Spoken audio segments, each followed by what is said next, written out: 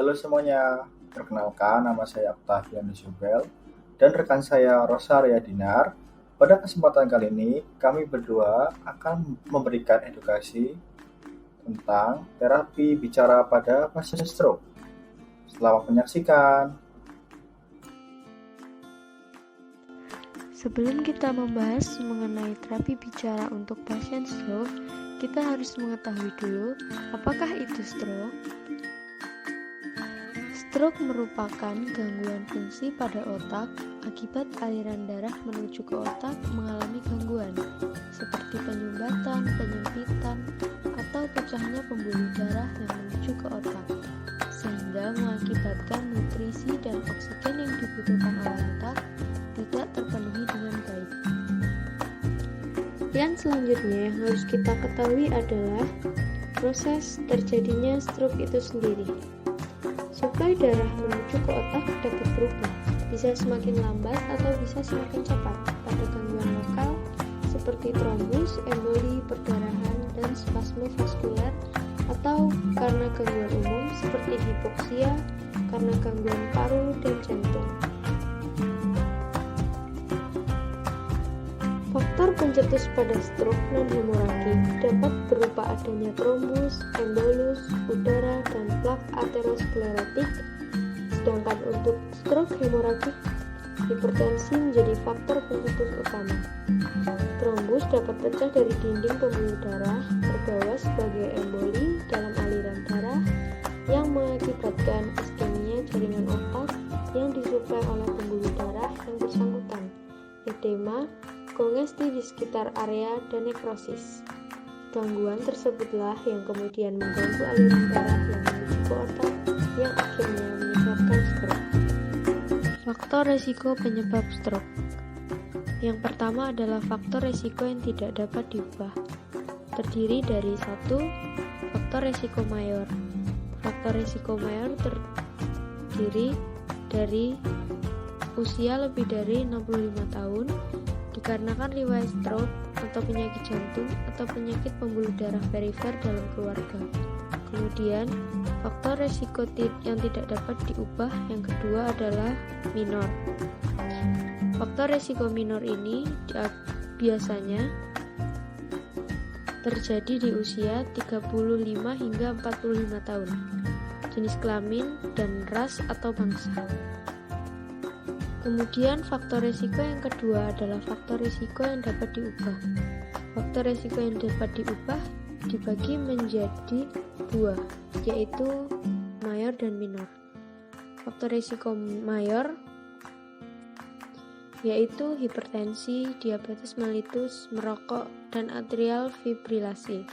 Sedangkan faktor minor terdiri dari TIA, penyakit jantung, pasca stroke, dislipidemia, konsumsi alkohol, penyalahgunaan obat, stenosis arteri karotis asimptomatis, hiperfibrinogemia, obesitas, pemakaian kontrasepsi oral, stres mental dan fisik, migrain, terapi hormon pasca menopause, dan yang terakhir inaktivitas fisik.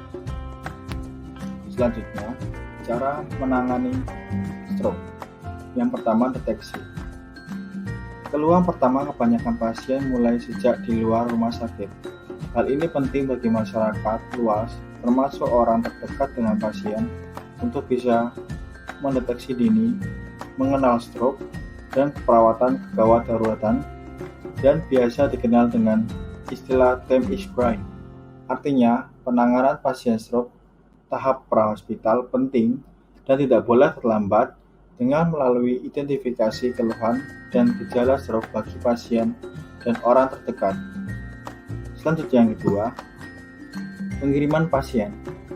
Tim gawat darurat berperan penting dalam memberikan bantuan maupun melakukan pengiriman pasien untuk mendapatkan penanganan lanjutan segera dengan fasilitas yang sesuai, fasilitas kesehatan yang sudah ada dalam rumah sakit.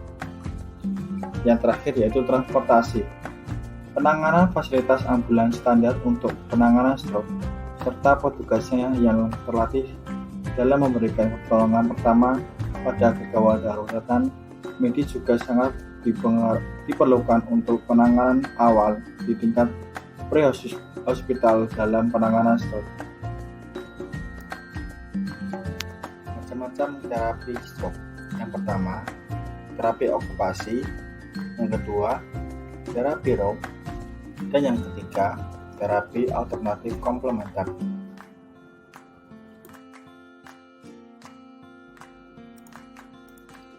Selanjutnya yang kita bicarakan adalah terapi bicara untuk pasien stroke. Dalam terapi bicara ini banyak metode dan teknik yang digunakan. Salah satunya adalah terapi vokal AIUEO. Terapi AIUEO merupakan terapi yang bertujuan untuk memperbaiki ucapan supaya dapat dipahami oleh orang lain dengan cara menggerakkan lidah, bibir, otot wajah, dan mengucapkan kata-kata. Metode yang digunakan adalah terapi AIUEO, yaitu dengan metode imitasi, di mana setiap pergerakan orang bicara dan suaranya dihasilkan perawat diikuti oleh pasien.